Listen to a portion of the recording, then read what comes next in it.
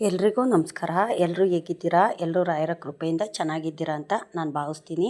ರಾಯರು ನಿಮ್ಮೆಲ್ರಿಗೂ ಸುಖ, ಶಾಂತಿ, ನೆಮ್ಮದಿ, ಆಯುಸ್ಸು, ಆರೋಗ್ಯ ಭಾಗ್ಯ ಕೊಟ್ಟು ಕಾಪಾಡಲಿ ಅಂತ ನಾನು ಕೇಳ್ಕೊತೀನಿ. ಇದು ಗುರುವಾರ ಮಾಡ್ಕೊಂಡಿದ್ದಂಥ ವಿಡಿಯೋ. ಗುರುವಾರ ಪೂಜೆ ಮಾಡಿದ್ನಲ್ಲ ಅದ್ರ ವಿಡಿಯೋ ಇದು.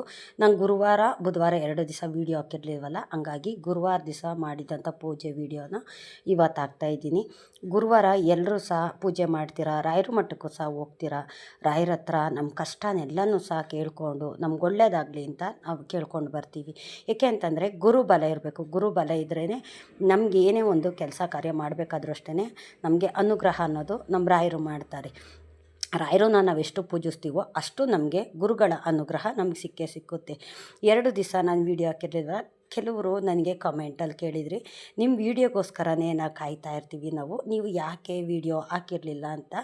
ಕಾರಣ ಇರುತ್ತಲ್ಲ, ಏನಾದರೂ ಹೊರಗಡೆ ಹೋಗೋದು ಈ ಥರ ಇರುತ್ತೆ. ಗುರುವಾರ ನಮ್ಮ ಮನೆ ದೇವ್ರಿಗೆ ಹೋಗಿದ್ವಿ, ಹಂಗಾಗಿ ಗುರುವಾರ ವೀಡಿಯೋ ಹಾಕೋಕ್ಕಾಗಿರಲಿಲ್ಲ. ಗುರುವಾರ ನಮ್ಮ ಮನೆ ದೇವ್ರ ಜಾತ್ರೆ ಇತ್ತು, ಹಂಗಾಗಿ ಮನೆ ದೇವ್ರಿಗೆ ನಾನು ಯಾವಾಗಲೂ ಸಹ ಜಾಸ್ತಿ ಹೋಗ್ತಾ ಇರ್ತೀನಿ. ವರ್ಷದಲ್ಲಿ ಒಂದು 7-8 ಸತಿನಾದರೂ ನಾನು ಹೋಗ್ತಾ ಇರ್ತೀನಿ ನಾನು.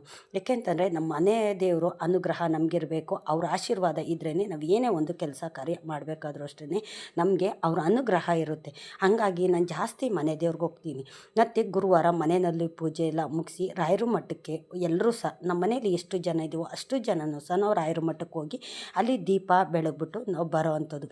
ಇದನ್ನು ನಾನು ಅಭ್ಯಾಸ ಮಾಡ್ಕೊಂಡಿದ್ದೀನಿ. ನಾನು ದೂರದಲ್ಲಿರೋ ಮಠಕ್ಕೆ ಹೋಗೋಕ್ಕಾಗಲಿಲ್ಲ ಅಂದ್ರೂ ಮನೆ ಹತ್ರದಲ್ಲಿರೋ ಮಠಕ್ಕೆ ಹೋಗಿ ಅಲ್ಲಿ ದೀಪ ಬೆಳಗ್ಬಿಟ್ಟು ಪ್ರದಕ್ಷಿಣೆ ಹಾಕಿ ಅಲ್ಲೇ ಒಂದು 1/4 ಗಂಟೆ 20 ನಿಮಿಷ ಕೂತ್ಕೊಂಡು ಬರ್ತೀನಿ ನಾನು. ಆವಾಗ ನನಗೆ ಮನಸ್ಸಿಗೆ ಸಮಾಧಾನ ಆಗುತ್ತೆ. ಏಕೆ ಅಂತಂದರೆ ನಾವು ಮಾಡೋ ಕೆಲಸದಲ್ಲಾಗಿರ್ಬೋದು, ಏನೇ ಒಂದು ತೊಂದರೆ ತಾಪತ್ರೆ ಬರ್ದಿರೋಗೆ ನೀವು ನಮ್ಮ ಜೊತೇಲಿರಬೇಕು ರಾಯರೇ. ನಾವು ಮನೆ ದೇವ್ರನ್ನ ಪೂಜೆ ಮಾಡ್ತೀವಿ, ಮನೆ ದೇವರ ಅನುಗ್ರಹ ನಮಗಿರುತ್ತೆ. ಆದರೆ ಮನೆ ದೇವರ ಅನುಗ್ರಹ ಇರಬೇಕು ಅಂದರೆ ನಾವು ಜಾಸ್ತಿ ಮನೆ ದೇವ್ರನ್ನ ನಂಬಬೇಕು. ನಾವು ದೇವ್ರನ್ನ ಪೂಜೆ ಮಾಡಬೇಕು. ನಮ್ಮ ಮಕ್ಕಳಲ್ಲಾಗಿರ್ಬೋದು, ಇಲ್ಲ ನಾವು ಗಂಡ ಹೆಂಡ್ತಿಲಾಗಿರ್ಬೋದು, ನಮ್ಮ ಮನೆ ಸ್ಥಿತಿಲಾಗಿರ್ಬೋದು, ಎಲ್ಲದ್ರ ಜೊತೆನೂ ನಮ್ಮ ಮನೆ ದೇವ್ರುಗಳು ಅನುಗ್ರಹ ಆಶೀರ್ವಾದ ಇದ್ರೇ ನಮಗೆ ಒಳ್ಳೆಯದಾಗುವಂಥದ್ದು. ಸುಮಾರು ಜನಕ್ಕೆ ಮಕ್ಕಳದೇ ಪ್ರಾಬ್ಲಮ್ ಆಗಿದೆ. ಏಕೆ ಅಂತಂದರೆ ಮಕ್ಕಳು ಹೇಳಿದ ಮಾತು ಕೇಳೋದಿಲ್ಲ, ಸರಿಯಾಗಿ ಓದೋದು ಇಲ್ಲ, ಸ್ಕೂಲ್ಗೆ ಹೋಗೋದಿಲ್ಲ, ಮತ್ತು ನಾವು ಹೇಳಿದ ಮಾತು ಕೇಳೋದಿಲ್ಲ. ಅವ್ರದ್ದೇ ಒಂದು ದಾರಿ ಆಗೋಗಿದೆ. ನಮಗೆ ಮಕ್ಕಳಿಂದನೇ ಸಮಸ್ಯೆ ಅನ್ನೋದು ಜಾಸ್ತಿ ಬರ್ತಿದೆ ಅಂತ ನಾನು ಸುಮಾರು ವೀಡಿಯೋ ಮಕ್ಕಳಿಗೋಸ್ಕರ ಅಂತಲೇ ನಾನು ಮಾಡಿದ್ದೀನಿ. ಮಕ್ಕಳನ್ನ ನಾವು ಯಾವ ರೀತಿ ಬೆಳೆಸ್ತೀವೋ, ಯಾವ ಥರ ಒಂದು ವಾತಾವರಣದಲ್ಲಿ ನಾವು ಬೆಳೆಸ್ತೀವೋ ಅದೇ ರೀತಿ ಮಕ್ಕಳು ಸಹ ಬೆಳೀತಾ ಹೋಗ್ತವೆ. ಏಕೆ ಅಂತಂದರೆ ನಾವೇನು ಒಂದು ಪಾಲನೆ ಮಾಡ್ತೀವೋ ನಮ್ಮ ಮಕ್ಕಳು ಸಹ ಅದನ್ನೇ ಪಾಲನೆ ಮಾಡ್ತಾರೆ. ಹಂಗಾಗಿ ಇವಾಗಿನ ಕಾಲದ ಮಕ್ಕಳಂತೂ ಜಾಸ್ತಿ ಹೇಳಿದ ಮಾತು ಕೇಳೋದಿಲ್ಲ. ನಮ್ಮ ಕಾಲದಲ್ಲೆಲ್ಲ ಆ ಥರ ಅನ್ನೋದು ಇರಲಿಲ್ಲ. ಆವಾಗ ನಮಗೆ ತುಂಬ ಬಡತನ ಇತ್ತು, ತುಂಬ ಕಷ್ಟ ಇತ್ತು ಮನೆಗಳಲ್ಲಿ. ಹಂಗಾಗಿ ನಮಗೆ ಹಿರಿಯರು ಹೇಳಿದ್ದನ್ನು ನಾವು ಪಾಲಿಸ್ಕೊಂಡು ನಾವು ಹೋಗ್ತಿದ್ವಿ. ನಮ್ಮ ಕಾಲದಲ್ಲಿ ನಾವು ಬೆಳೆದಿದ್ದು ರೀತಿಯೇ ಬೇರೆ, ಇವಾಗಿನ ಕಾಲದ ಮಕ್ಕಳು ಬೆಳೆಯೋ ರೀತಿಯೇ ಬೇರೆ. ಏಕೆ ಅಂತಂದರೆ ಅವಾಗ ತಿಂತಿದ್ದು ಅನ್ನನೇ, ಇವಾಗ ತಿನ್ನೋದು ಅನ್ನನೇ. ಆದರೆ ಬೆಳೆಯೋ ವಾತಾವರಣ ಇದೆಯಲ್ಲ, ಅದು ತುಂಬಾ ಬದಲಾವಣೆ ಅನ್ನೋದು ಕೊಡುತ್ತೆ. ಏಕೆ ಅಂತಂದರೆ ನಾವು ಮಕ್ಕಳನ್ನ ಚಿಕ್ಕದ್ರಿಂದ ಎಷ್ಟು ಶಿಸ್ತಿಂದ ನಾವು ಬೆಳೆಸ್ತೀವೋ ಅಷ್ಟು ನಮಗೆ ಒಳ್ಳೆಯದಾಗುತ್ತೆ. ಏಕೆ ಅಂತಂದರೆ ಮಕ್ಕಳಿಂದನೇ ತುಂಬ ಕಷ್ಟ ಅನ್ನೋದು ಬರ್ತಿದೆ. ನಮ್ಮ ಕಷ್ಟ, ಮನೆ ಪರಿಸ್ಥಿತಿ ಇದೆಲ್ಲದ್ರಿಂದನೂ ನಾವು ಮುಳುಗೋಗಿರ್ತೀವಿ. ಗಂಡ ಹೆಂಡ್ತಿ ಜಗಳ ಆಗಿರ್ಬೋದು, ಇಲ್ಲ ಗಂಡ ಹೆಂಡ್ತಿ ಹೊಂದಾಣಿಕೆ ಇಲ್ಲ ಅನ್ನೋದಾಗಿರ್ಬೋದು, ಮನೆ ಬಡತನ ಆಗಿರ್ಬೋದು, ಹಣಕಾಸಿನ ಸಮಸ್ಯೆ ಆಗಿರ್ಬೋದು, ಇದರಿಂದನೇ ನಮ್ಮ ಯೋಚನೆ ಅನ್ನೋದು ನಾವು ಮಾಡ್ತಾ ಇರ್ತೀವಿ. ಮಕ್ಕಳ ಬಗ್ಗೆ ಯೋಚನೆ ಬಿಟ್ಬಿಡ್ತೀವಿ. ನಾವು ಮಕ್ಕಳ ಬಗ್ಗೆ ಎಷ್ಟು ನಾವು ಕೇರ್ ಮಾಡ್ತೀವೋ ಅಷ್ಟು ನಮಗೆ ಒಳ್ಳೆಯದಾಗುತ್ತೆ. ಮತ್ತು ನಮ್ಮ ಮಾತುಗಳನ್ನೂ ಸಹ ಕೇಳ್ತಾರೆ. ಏಕೆ ಅಂತಂದರೆ ಮಕ್ಕಳಿಗೆ ಚಿಕ್ಕದ್ರಿಂದನೇ ಕಷ್ಟ ಅನ್ನೋದು ತೋರಿಸಿದ್ರೇ ಅವು ಮುಂದೆ ಒಂದು ಜೀವನ ಕಟ್ಕೊಳ್ಳೋದಕ್ಕೆ ಅವ್ರಿಗೆ ದಾರಿ ಆಗುತ್ತೆ. ನಾವು ಕಷ್ಟ ಅನ್ನೋದು ಮಕ್ಕಳಿಗೆ ತೋರಿಸೋದಿಲ್ಲ, ಹಂಗಾಗಿ ಅವಕ್ಕೆ ಕಷ್ಟ ಅರ್ಥ ಆಗೋದಿಲ್ಲ. ಸುಖದಲ್ಲೇ ಬೆಳೀತಾರೆ. ಹಂಗಾಗಿ ಅವರು ಹೇಳಿದ ಮಾತು ಕೇಳೋದಿಲ್ಲ, ಒಳ್ಳೆ ದಾರಿಗೆ ಹೋಗೋದಿಲ್ಲ. ಅವ್ರು ಸೇರೋ ಸಂಘ ಆಗಿರ್ಬೋದು, ಇಲ್ಲ ಒಂದು ವಾತಾವರಣ ಆಗಿರ್ಬೋದು, ಇಲ್ಲ ನಮ್ಮ ಮನೆ ಪರಿಸ್ಥಿತಿನೇ ಆಗಿರ್ಬೋದು, ಇದೆಲ್ಲವೂ ನೋಡಿ ಮಕ್ಕಳು ಚೇಂಜ್ ಆಗ್ತಾ ಹೋಗ್ತವೆ. ನಮ್ಮ ಕಾಲದಲ್ಲೆಲ್ಲ ಆ ಥರ ಇರಲಿಲ್ಲ. ಏಕೆ ಅಂತಂದರೆ ಮನೆ ಪರಿಸ್ಥಿತಿ ಚೆನ್ನಾಗಿ ಚೆನ್ನಾಗಿರಲಿಲ್ವಲ್ಲ, ಹಂಗಾಗಿ ಬಡತನನೇ ನಮಗೆ ಆವರಿಸ್ಬಿಟ್ಟಿತ್ತು. ತುಂಬಾ ಬಡತನ ಇತ್ತಲ್ಲ, ಹಂಗಾಗಿ ಹಿರಿಯರು ಹೇಳಿದ ದಾರಿನಲ್ಲೇ ನಾವು ನಡೀತಾ ಇದ್ವಿ. ಹಿರಿಯರು ಹೇಗೆ ನಮ್ಮನ್ನೇ ಬೆಳೆಸ್ತಿದ್ರು ಅದೇ ರೀತಿ ನಾವು ಬೆಳೀತಿದ್ವಿ. ಅವಾಗ ಯಾರೂ ಅಷ್ಟೇ ತಂದೆ ತಾಯಿಗಳಿಗಾಗಲಿ ಗುರು ಹಿರಿಯರಿಗಾಗಲಿ ಹಿಂದಿರ್ಕೊಂಡು ನಾವು ಮಾತಾಡ್ತಿರ್ಲಿಲ್ಲ. ನಮ್ಮ ಕಾಲದಲ್ಲಿ ಇದ್ದಿದ್ದೇ ವಾತಾವರಣ ಬೇರೆ, ಆದರೆ ಇವಾಗಿರೋ ವಾತಾವರಣನೇ ಬೇರೆ. ಏಕೆ ಅಂತಂದರೆ ಆವಾಗ ನಾವು ಮಕ್ಕಳ ಜೊತೆನೂ ಸೇರ್ತಿದ್ವಿ, ಮಕ್ಕಳ ಜೊತೆ ಹೊರಗಡೆ ಹೋಗೋದು ಎಲ್ಲವನ್ನು ಸಹ ನಾವು ಮಾಡ್ತಿದ್ವಿ. ಆದರೆ ಯಾರ ಮನಸ್ಸಲ್ಲೂ ಅಷ್ಟೇ ಕೆಟ್ಟದ್ದು ಯೋಚನೆ ಆಗಲಿ, ಕೆಟ್ಟ ದಾರಿಗೆ ಹೋಗಬೇಕು ಅನ್ನೋದಾಗಲಿ ಆವಾಗ ಯಾರಿಗೂ ಇರಲಿಲ್ಲ. ಇವಾಗ ಅವರು 5ನೇ ಕ್ಲಾಸ್ 6ನೇ ಕ್ಲಾಸ್ಗೆ ಹೋಗೋದೇ ತಡ ತುಂಬ ಬದಲಾವಣೆ ಆಗ್ತವೆ ಮಕ್ಕಳುಗಳು. ನಾವು ಮಕ್ಕಳ ಮೇಲೆ ಎಷ್ಟು ನಾವು ನಿಗಾ ವಹಿಸ್ತೀವೋ, ಎಷ್ಟು ನಾವು ಅವ್ರನ್ನ ಒಳ್ಳೆ ದಾರಿಗೆ ಹೋಗಿ ಅಂತ ನಾವು ತಿದ್ದಿ ಬುದ್ಧಿ ಹೇಳ್ತೀವೋ, ಅಷ್ಟು ನಮಗೆ ಒಳ್ಳೇದನ್ನೋದು ಹೆಸ್ರನ್ನ ನಮ್ಮ ಮಕ್ಕಳು ಕೊಡ್ತಾರೆ. ಏಕೆ ಅಂತಂದರೆ ಚಿಕ್ಕದ್ರಿಂದ ಏನಕ್ಕೆ ಅವ್ರ ಕಷ್ಟ ಅನ್ನೋದು ತೋರಿಸ್ಕೊಡ್ಬೇಕು ಅಂತಂದರೆ ಅವರು ಮುಂದೆ ಬದುಕೋದಕ್ಕೆ ಒಂದು ದಾರಿ ಆಗುತ್ತೆ. ನಮ್ಮ ತಂದೆ ತಾಯಿ ಇಷ್ಟೆಲ್ಲ ಕಷ್ಟಪಟ್ಟು ನಮ್ಮನ್ನ ಓದಿಸ್ತಿದ್ದಾರೆ, ಆದರೆ ನಾವು ಈ ಥರ ಮಾಡಬಾರ್ದು, ಈ ಕೆಲಸಕ್ಕೆ ಹೋಗಬಾರ್ದು, ಇಂಥವ್ರ ಸಂಘ ಸೇರಬಾರ್ದು ಅನ್ನೋದು ಅವ್ರ ತಲೆಯಲ್ಲಿ ಮೂಡೋ ಥರ ನಾವು ಒಂದು ದಾರಿನಲ್ಲಿ ನಾವು ಕರ್ಕೊಂಡು ಹೋಗಬೇಕು. ಏಕೆಂತಂದರೆ ನಮ್ಮ ಕಾಲದಲ್ಲೆಲ್ಲ ನಾವು ಓದ್ತಿದ್ವಿ, ಸ್ಕೂಲ್ಗೂ ಸಹ ಹೋಗ್ತಿದ್ವಿ, ಆದರೆ ಮನೆಯಲ್ಲಿ ಕೆಲಸನೂ ಸಹ ನಾವು ಮಾಡ್ತಿದ್ವಿ. ಆವಾಗ ನಾವು ಬೆಳಗ್ಗೆ ಎದ್ದೊಳ್ತಿದ್ದೆ 4 ಗಂಟೆಗೆ ಎದ್ದೊಳ್ಳೇಬೇಕು. ಹಳ್ಳಿ ಕಡೆ ಕೆಲಸ ಅಂದರೆ ಅಷ್ಟು ಇರುತ್ತೆ. ಹಂಗಾಗಿ ಬೆಳ್ಕರಿಯೋಷ್ಟೊತ್ತಿಗೆ ನಾವು ಮನೆ ಕೆಲಸ ಮುಗಿಸಿ ಬೆಳ್ಕರಿಯೋದೇ ತಡ 5:30 5:45ಗೆ ಮನೆ ಬಿಟ್ಟು ನಮ್ಮ ಮನೆಯಲ್ಲಿ ಏನು ಕೆಲಸ ಇದೆಯೋ ಹೊರಗಡೆ ಹೊಲ ಗದ್ದೆಗೆ ಹೋಗೋದು, ಅಡುಗೆ ಮಾಡೋದಕ್ಕೆ ಸೌದೆ ತರೋದು, ಈ ಥರ ಒಂದು ಕೆಲಸ ಮಾಡಿಬಿಟ್ಟು ನಾವು ಸ್ಕೂಲ್ಗೆ ಹೋಗ್ತಿದ್ದಂಥದ್ದು. ನಮ್ಗೆ ಎಷ್ಟು ಕೆಲಸ ಇರ್ತಿತ್ತು ಅವಾಗ ಬೇರೆ ಕಡೆ ಜ್ಞಾನ ಕೊಡೋಷ್ಟು ನಮ್ಗೆ ಯೋಚನೆ ಮಾಡೋದಕ್ಕಾಗಲಿ ಯಾವುದಕ್ಕೂ ಅಷ್ಟೇ ನಮಗೆ ಟೈಮ್ ಅನ್ನೋದು ಸಹ ಇರಲಿಲ್ಲ. ಏಕೆ ಅಂತಂದರೆ ಆವಾಗಿನ ವಾತಾವರಣನೇ ಬೇರೆ, ಇವಾಗಿನ ವಾತಾವರಣ ಅಂತೂ ತುಂಬಾ ಬದಲಾಗಿದೆ. ಇವಾಗ ನಾವು ಮಕ್ಕಳನ್ನ ಎಷ್ಟು ಶಿಸ್ತಿನಿಂದ ನಾವು ಬೆಳೆಸ್ತೀವೋ ಅಷ್ಟು ನಮಗೆ ಮರ್ಯಾದೆ ಅನ್ನೋದು ನಮ್ಮ ಮಕ್ಕಳುಗಳು ಕೊಡ್ತಾರೆ. ಅವ್ರ ಜೀವನಕ್ಕೆ ಒಂದು ಒಳ್ಳೆ ಉದಾಹರಣೆ ಅನ್ನೋದು ಸಹ ಆಗುತ್ತೆ. ನಮ್ಮ ಮಕ್ಕಳುಗಳಿಗೆ ಕಷ್ಟ ತೋರಿಸ್ಬೇಕು ಅಂತಂದರೆ ನಾವು ಅವ್ರನ್ನ ದುಡಿಯೋಕ್ಕೆ ಕಳಿಸೋ ಅಂಥದ್ದಲ್ಲ. ಕಷ್ಟ ಅಂತಂದರೆ ನಾವು ಮನೆಯಲ್ಲಿ ಏನು ಕೆಲಸ ಮಾಡ್ತೀವೋ ಆ ಕೆಲಸಕ್ಕೆ ಮಕ್ಕಳನ್ನ ಕರ್ಕೋಬೇಕು. ನಮ್ಮ ಕಷ್ಟ ಸುಖ ಅವ್ರಿಗೆ ಅರ್ಥ ಆಗಬೇಕು. ನಾವೆಷ್ಟು ಕಷ್ಟಪಡ್ತಾ ಇದ್ದೀವಿ, ದುಡಿಯೋದಕ್ಕೆ ಎಷ್ಟೆಲ್ಲ ಶ್ರಮ ವಹಿಸ್ತಾ ಇದ್ದೀವಿ, ಮನೆಯಲ್ಲಿ ಬಡತನ ಯಾವ ಥರ ಇದೆ ಅನ್ನೋದನ್ನು ಅವ್ರಿಗೆ ತೋರಿಸ್ಕೊಡ್ಬೇಕು. ಎಲ್ಲವನ್ನು ಸಹ ಹೇಳ್ಬೇಕು. ನಾವು ಮಕ್ಕಳುಗಳಿಗೆ ಅದು ಯಾವುದು ಸಹ ಹೇಳೋದಿಲ್ಲ. ನಾವು ಪಟ್ಟ ಕಷ್ಟ ನಮ್ಮ ಮಕ್ಳಿಗೆ ಬೇಡಪ್ಪ, ಅವರಾದ್ರೂ ಚೆನ್ನಾಗಿರಲಿ ಅಂತ ನಾವು ಈ ಥರ ಒಂದು ಯೋಚನೆ ಮಾಡ್ತೀವಿ. ಆದರೆ ನಮ್ಮ ಮಕ್ಕಳುಗಳು ಅದನ್ನ ಯಾವುದು ಅರ್ಥ ಮಾಡ್ಕೊಳ್ದಿರ ಅವ್ರ ದಾರಿನಲ್ಲೇ ಅವರು ಮುಂದುವರಿತಿರ್ತಾರೆ. ನಾವೆಲ್ಲ ಆವಾಗ ಗೌರ್ಮೆಂಟ್ ಸ್ಕೂಲ್ಗೆ ಹೋಗ್ತಿದ್ವಿ. ನಾವು ವಿದ್ಯಾಭ್ಯಾಸ ಅನ್ನೋದು ಸಹ ಚೆನ್ನಾಗೇ ನಮಗೆ ಇತ್ತು. ಏಕೆಂತಂದರೆ ಇವಾಗಿನ ಮಕ್ಕಳುಗಳಿಗೆ ಆ ಥರ ಒಂದು ಗೌರ್ಮೆಂಟ್ ಸ್ಕೂಲ್ಗಾಗಲಿ ಇನ್ನೊಂದಕ್ಕಾಗಲಿ ನಾವು ಹಾಕೋದಿಲ್ಲ. ಯಾಕೆಪ್ಪ ಅಂತಂದರೆ ನಾವು ಪಟ್ಟ ಕಷ್ಟ ನಮ್ಮ ಮಕ್ಳಿಗೆ ಬೇಡ ಅಂದ್ಬಿಟ್ಟು ನಾವು ಲಕ್ಷಾಂತರ ರೂಪಾಯಿ ದುಡ್ಡು ಕೊಟ್ಟು ಒಳ್ಳೆ ಸ್ಕೂಲ್ಗಳಿಗೆ ನಾವು ಹಾಕ್ತೀವಿ. ಆದರೆ ನಾವು ಕಲ್ತಿದ್ದಂಥ ವಿದ್ಯೆ, ನಾವು ಕಲ್ತಿದ್ದಂಥ ಬುದ್ಧಿ ಆಗಲಿ ನಮ್ಮ ಮಕ್ಕಳುಗಳಿಗೆ ಇರೋದಿಲ್ಲ. ಇದೆಲ್ಲ ಒಂದು ಚೇಂಜ್ನೆಸ್ ಅನ್ನೋದು ಬರ್ತಿರುತ್ತೆ. ಚಿಕ್ಕದ್ರಿಂದನೇ ಮಕ್ಕಳನ್ನ ಒಂದು ಶಿಸ್ತಿನಿಂದ ದೇವ್ರ ಮೇಲೆ ಭಕ್ತಿ ಬರೋ ಥರ, ಗುರು ಹಿರಿಯರಿಗೆ ಮರ್ಯಾದೆ ಕೊಡೋ ಥರ ನಾವು ನಡ್ಕೊಳ್ಳೋ ಥರ ಮಕ್ಕಳಿಗೆ ಒಂದು ಬುದ್ಧಿ ಅನ್ನೋದು ಹೇಳ್ಬೇಕು. ಆ ದಾರಿಗೆ ನಾವು ಕರ್ಕೊಂಡು ಹೋಗಬೇಕು. ಮಕ್ಕಳನ್ನ ನಾವು ಎಷ್ಟು ಮುದ್ದು ಮಾಡಿ ಬೆಳೆಸ್ತೀವೋ ಅಷ್ಟು ದಾರಿ ತಪ್ತಾರೆ. ಏಕೆಂತಂದರೆ ಎಲ್ಲರೂ ಆ ಥರ ಇರೋದಿಲ್ಲ. ಕೆಲವು ಮಕ್ಕಳು ತುಂಬಾ ದಾರಿ ತಪ್ಪಿದ್ದಾರೆ. ಇವಾಗಿನ ಕಾಲದಲ್ಲಿ ಮಕ್ಕಳು ನೋಡ್ತೀವಲ್ವ, ಯಾವ್ಯಾವ ದಾರಿಗೆ ಹೋಗ್ತಿದ್ದಾರೆ. ಅವರೊಂದು 7ನೇ ಕ್ಲಾಸಿಗೆ ಬರೋದೇ ತಡ ಅವರು ರೂಟೇ ಚೇಂಜ್ ಆಗುತ್ತೆ, ಅವ್ರ ಯೋಚನೆಗಳೇ ಚೇಂಜು. ಅವ್ರ ಕೈಲಿ ಮೊಬೈಲ್ ಆಗಿರ್ಬೋದು, ಅವ್ರಿಗೆ ಒಂದು ಗಾಡಿ ತಗೊಡೋದಾಗಿರ್ಬೋದು, ಇದೆಲ್ಲ ನಾವು ಮಾಡೋ ಅಂಥ ತಪ್ಪುಗಳು.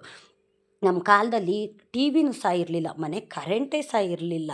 ಆವಾಗ ಬಾವಿನಲ್ಲಿ ನೀರು ಸೇದಬೇಕಾಗಿತ್ತು, ಕರೆಂಟ್ ಇರಲಿಲ್ಲ.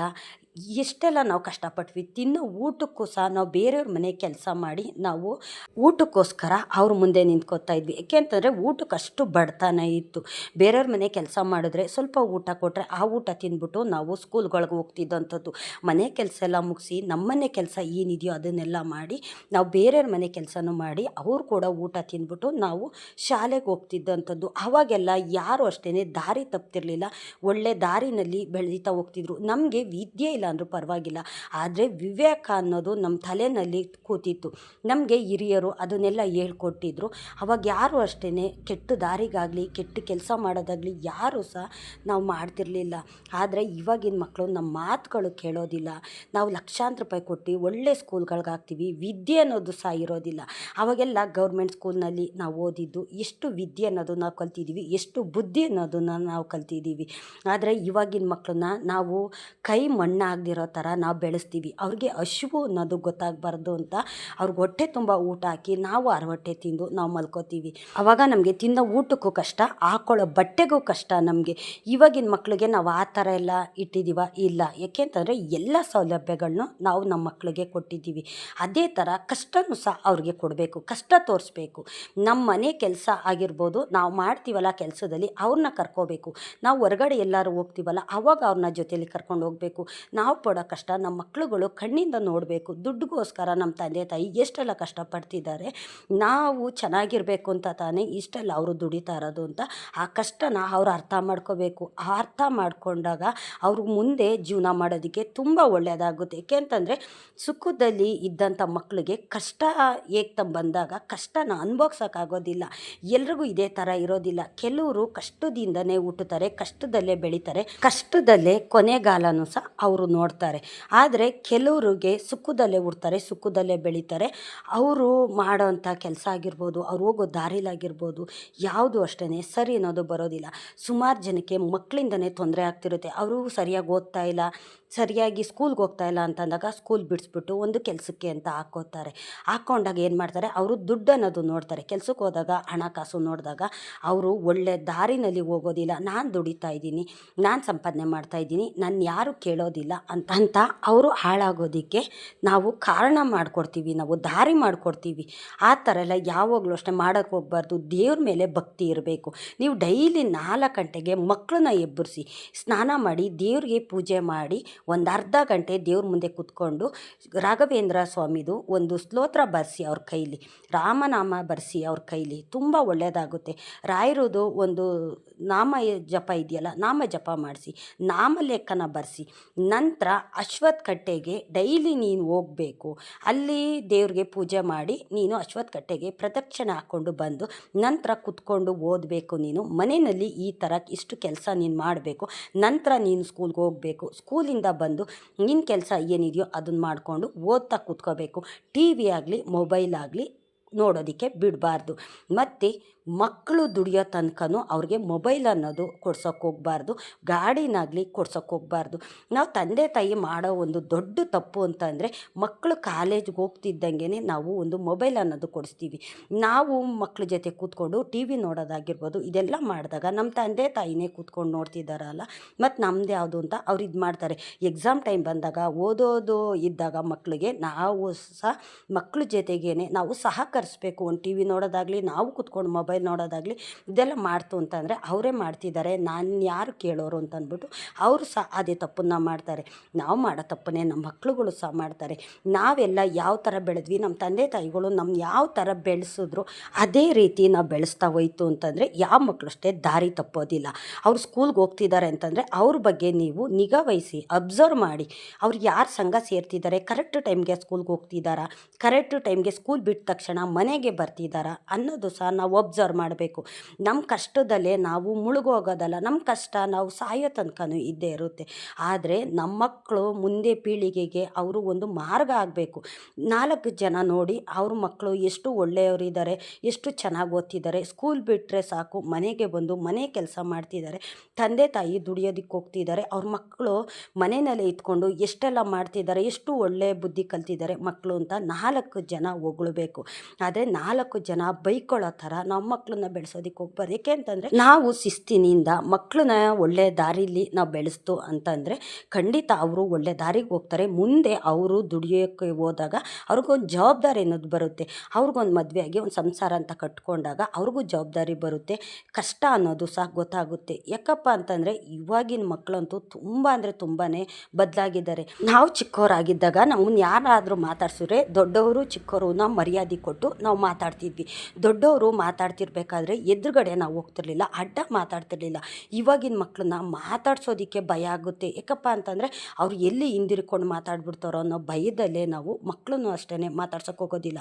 4 ಜನ ಇದ್ದಾಗ ಮಕ್ಳಿಗೆ ಏನಾದರೂ ಹೇಳಿದ್ರೆ ಅವ್ರು ಎಲ್ಲಿ ತಿರ್ಕೊಂಡು ಮಾತಾಡ್ತಾರೋ, ನಮ್ಮ ಮರ್ಯಾದೆ ಎಲ್ಲೋಗುತ್ತೋ ಅಂತ ಭಯದಲ್ಲೇ ನಾವು ಎದುರ್ಕೋಬೇಕಾಗುತ್ತೆ. ನಮ್ಮ ಮಕ್ಕಳಿಗೆ ನಾವೇ ಎದುರ್ಕೊಂಡು ಜೀವನ ಮಾಡಬೇಕಾದಂಥ ಪರಿಸ್ಥಿತಿ ಬರುತ್ತೆ. ಆ ಥರ ಯಾರು ಅಷ್ಟೇ ಮಾಡೋದಕ್ಕೆ ಹೋಗಬೇಡಿ. ಚಿಕ್ಕದ್ರಿಂದ ಮಕ್ಕಳಿಗೆ ಶಿಸ್ತನ್ನೋದು ಕಲಿಸಿ, ದೇವ್ರ ಮೇಲೆ ಗುರು ಹಿರಿಯರ ಮೇಲೆ ಭಕ್ತಿ ಭಾವ ಬರೋ ಥರ ನೀವು ನಡ್ಕೊಳ್ಳಿ. ಮನೆಯಲ್ಲಿ ಯಾರಾದರೂ ದೊಡ್ಡವರು ಬಂದಾಗ, ಯಾರಾದರೂ ತಂದೆ ತಾಯಿ ಮಾತಾಡ್ತಾ ಕೂತಿದ್ದಾಗ ಮಕ್ಕಳು ಎದುರುಗಡೆ ಇರಬಾರ್ದು, ಎದುರುಗಡೆ ಕೂತ್ಕೊಂಡು ಮಾತಾಡಬಾರ್ದು. ಆ ಥರ ಒಂದು ನಾವು ಬೆಳೆಸ್ತೀವಿ ಅಂತಂದರೆ ಮುಂದೆ ಅವ್ರಿಗೂ ಅಷ್ಟೇ ಅದು ಒಳ್ಳೆಯದು. ನಮ್ಮ ತಂದೆ ತಾಯಿ ಈ ಥರ ಎಲ್ಲ ನಮ್ಗೆ ಹೇಳ್ಕೊಟ್ಟಿದ್ದಾರೆ, ನಾವು ಅದನ್ನು ಮಾಡಬಾರ್ದು, ಅದು ಮಾಡಿದ್ರೆ ತಪ್ಪಾಗುತ್ತೆ ಅನ್ನೋ ಒಂದು ತಿಳುವಳಿಕೆ ಸಹ ನಮ್ಮ ಮಕ್ಳುಗಳಿಗೆ ಬರುತ್ತೆ. ನಾವು ಚಿಕ್ಕದ್ರಿಂದ ಎಷ್ಟು ಶಿಸ್ತಿನಿಂದ ನಾವು ಬೆಳೆಸ್ತೀವೋ ಮುಂದೆ ಅವರು ದೊಡ್ಡವರಾದಮೇಲೆ ನಮಗೆ ಮರ್ಯಾದೆನೂ ಕೊಡ್ತಾರೆ, ಅವ್ರ ಕಾಲ ಮೇಲೆ ಅವರು ನಿಂತ್ಕೊಂಡು ಜೀವನ ಮಾಡೋದಕ್ಕೆ ಒಂದು ದಾರಿ ಆಗುತ್ತೆ. ಎಲ್ರಿಗೂ ಈ ಪರಿಸ್ಥಿತಿ ಇರೋದಿಲ್ಲ. ಕೆಲವೊಬ್ಬರು ಈ ಥರ ಮಕ್ಕಳಿಂದ ಸಮಸ್ಯೆ ಅನ್ನೋದು ಅನುಭವಿಸ್ತಿರ್ತಾರೆ. ಮಕ್ಕಳಿಂದನೇ ನಮ್ಗೆ ಅವಮಾನ ಆಗ್ತಿದೆ, ತುಂಬಾ ನಾವು ಕಷ್ಟ ಅನುಭವಿಸ್ತಾ ಇದ್ದೀವಿ ಅಂತ ಸುಮಾರು ಜನಕ್ಕೆ ಇದೊಂದು ನೋವು ಅನ್ನೋದಿದೆ. ಏಕೆಂದರೆ ಎಲ್ಲರ ಮನೇಲೂ ಒಂದೇ ಪರಿಸ್ಥಿತಿ ಇರೋದಿಲ್ಲ. ಕೆಲವು ಮನೆಯಲ್ಲಿ ಗಂಡ ಹೆಂಡ್ತಿಗೆ ಸಮಸ್ಯೆ ಇದ್ದರೆ, ಕೆಲವು ಮನೆಯಲ್ಲಿ ಮಕ್ಳಿಗೆ ಸಮಸ್ಯೆ ಇರುತ್ತೆ, ಕೆಲವು ಮನೆಯಲ್ಲಿ ದುಡ್ಡಿನ ಸಮಸ್ಯೆ ಇರುತ್ತೆ, ಬಡತನ ಇರುತ್ತೆ. ಹಲವಾರು ಮನೆಗಳಲ್ಲಿ ಒಂದೊಂದು ಥರ ಕಷ್ಟ ಅನ್ನೋದು ಇರುತ್ತೆ. ಮಕ್ಕಳುಗಳಿಗೆ ಜಾಸ್ತಿ ಪ್ರೈವಸಿ ಅನ್ನೋದು ಕೊಡೋದಕ್ಕೆ ಹೋಗಬಾರ್ದು. ಅವರು ಹೋಗೋ ದಾರಿನಲ್ಲಿ ನಾವು ಅಬ್ಸರ್ವ್ ಮಾಡಿ ಅವ್ರು ಏನು ಮಾಡ್ತಿದ್ದಾರೆ ಅನ್ನೋದು ನೋಡಬೇಕು. ಏಕೆಂತಂದರೆ ನಾವು ಭೂಮಿ ಮೇಲೆ ನೋಡ್ತೀವಲ್ವ ಯಾವ್ಯಾವ ಥರ ಮಕ್ಕಳು ಹಾಳಾಗ್ತಿದ್ದಾರೆ. ತಂದೆ ತಾಯಿ ಮರ್ಯಾದೆನೇ ಕೊಡೋದಿಲ್ಲ, ತಂದೆ ತಾಯಿ ಎದುರುಗಡೆನೇ ಕೆಟ್ಟ ಕೆಲಸ ಅನ್ನೋದು ಸಹ ಮಾಡ್ತಿರ್ತಾರೆ. ಅವರು ಚಿಕ್ಕದ್ರಲ್ಲೇ ನಾವು ಬಗ್ಸ್ಲಿಲ್ಲ ಅಂತಂದರೆ ದೊಡ್ಡವರಾದಮೇಲೆ ಯಾವುದೇ ಕಾರಣಕ್ಕೂ ಅವ್ರು ಹೇಳಿದ ಮಾತು ಕೇಳೋದಿಲ್ಲ, ಮತ್ತು ಬಗ್ಗೋದು ಇಲ್ಲ, ಒಳ್ಳೆ ದಾರಿಗೂ ಸಹ ಹೋಗೋದಿಲ್ಲ. ಅವ್ರನ್ನ ಮದುವೆ ಮಾಡಿಕೊಂಡು ಅಂಥವ್ರು ಎಷ್ಟು ಕಷ್ಟ ಅನುಭವಿಸ್ಬೇಕಾಗುತ್ತೆ, ನಮಗಿಂತ ಹೆಚ್ಚಾಗಿ ಒಂದು ನೋವನ್ನು ಅವ್ರು ಅನುಭವಿಸ್ಬೇಕಾಗುತ್ತೆ.